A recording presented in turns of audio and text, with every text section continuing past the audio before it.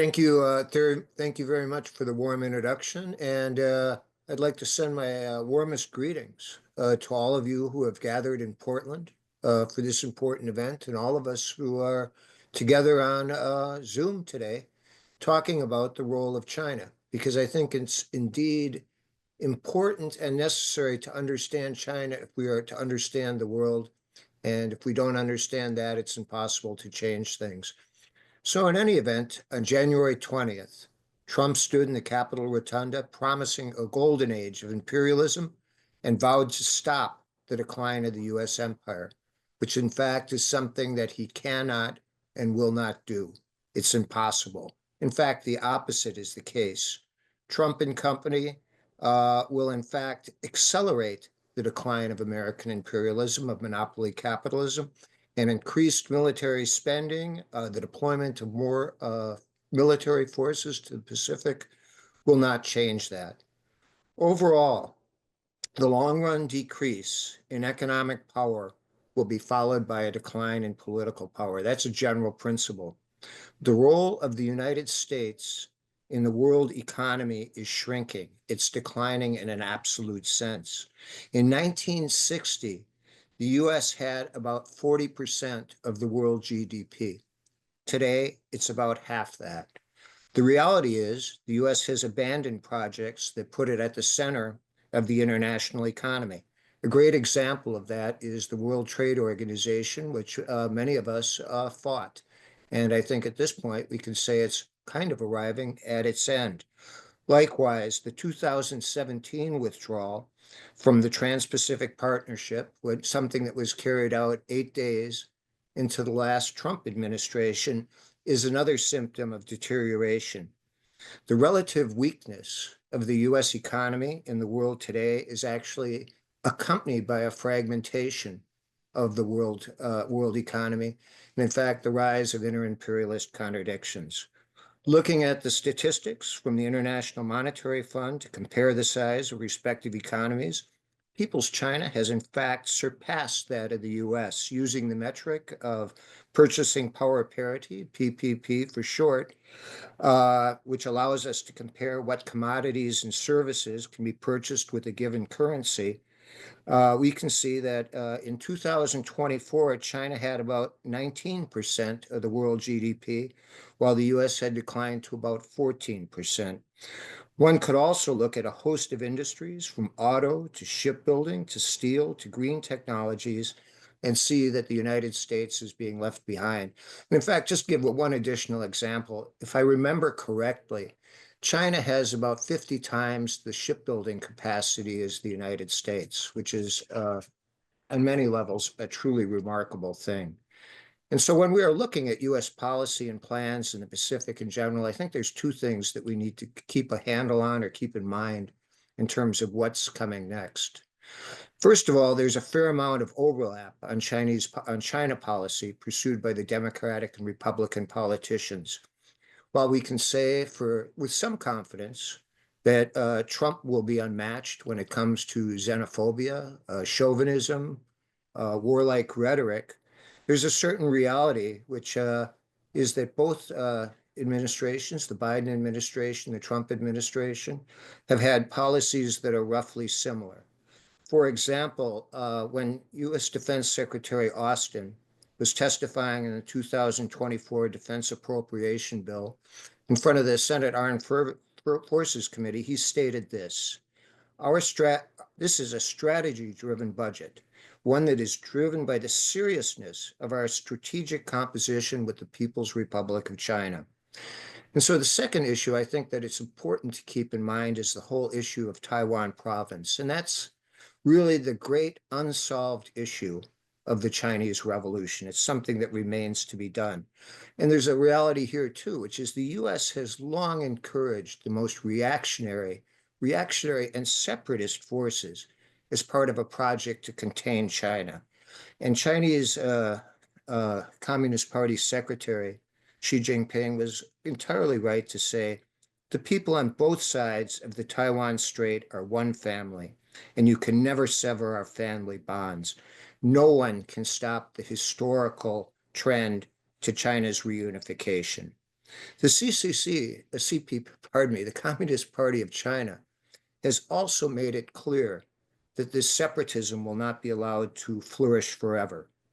Biden also stated that the U.S. would intervene in a conflict to reunify China militarily. And Trump has said, well, China is very afraid of me, so nothing possibly can happen. Myself, I agree with Xi Jinping. Reunification, it's inevitable. Looking at the issue of tariffs and trade, and it's for me, it's kind of a funny thing at a late age in my life to become very interested in things like tariffs when I've spent a lot more of my life devoted to trade union questions, but tariffs are important.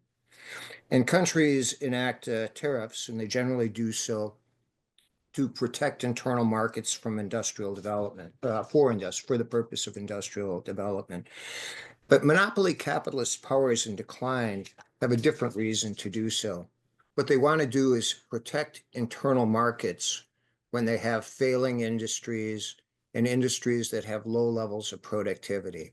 And in China, exactly the opposite is taking place. For example, let me take the steel industry. China has built an extraordinarily advanced steel industry that's much greater than the United States. The United States steel industry in many places looks like it's from an antique museum. It's really something that's lagging behind. And so there's a reality is the U.S. is now putting lots and lots of tariffs on Chinese steel. It's not really competitive. The Biden administration kept many of the China tariffs from the first Trump administration. I think Danny mentioned that. And Biden actually upped tariffs on things like electric vehicles and aluminum. Now, Trump, he bills himself as tariff man, somebody who has vowed to take this whole thing to another level.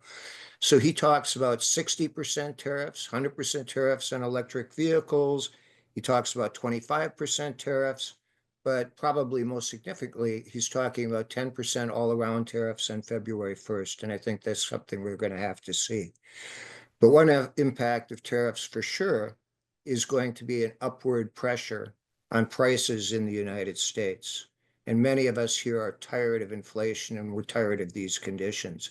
And one thing that tariffs will not do is bring back industry. Certainly there can be some impact in that regard, but it will not. And the reason is simple, that basically with the development of the productive forces, with the development of automation, many of the industries that we're talking about, the manufacturing we talk about, will not bring back great addition of jobs. So tariffs are not going to do what Trump says they're going to do. There is also important political and military dimension to this whole thing of delinking the economies and protecting supply chains. And it's also worth noting, and I think this is in terms of a terrain of struggle in the US, that one of the factors in prolonging the Great Depression of the 1930s was high tariffs. And I think in many ways, the US is overdue for an economic decline. It's been about 10 years since there's been a major crisis, and maybe a little bit more actually. And the US typically has them every 5 to 7 years. Taking a look at kind of some of the future developments that we can expect, one of them will be a continuation of the massive military buildup that's taking place in the Pacific. And it's going to be things like increased defense spending, things like basing more missiles, for example, the Typhoon missiles, which are being based in the Philippines. And it's stuff like the Pacific Deterrence Initiative. And there's no reason to think that the Trump administration is going to slow down on the armament program that the Biden administration has had.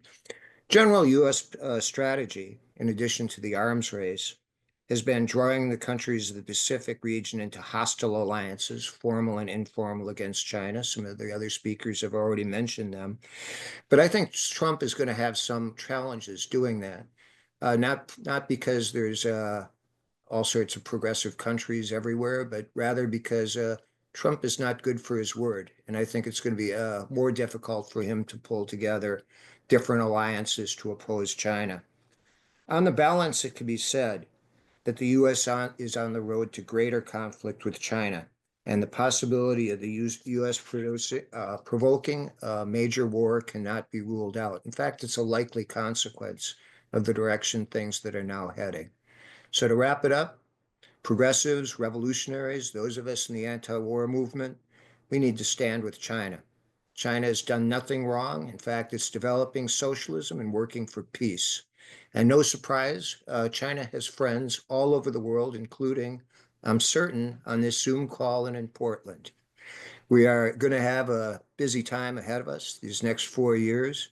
We have an enemy in the White House that wants to wage a war on China, on the peoples of the world, and the people here at home.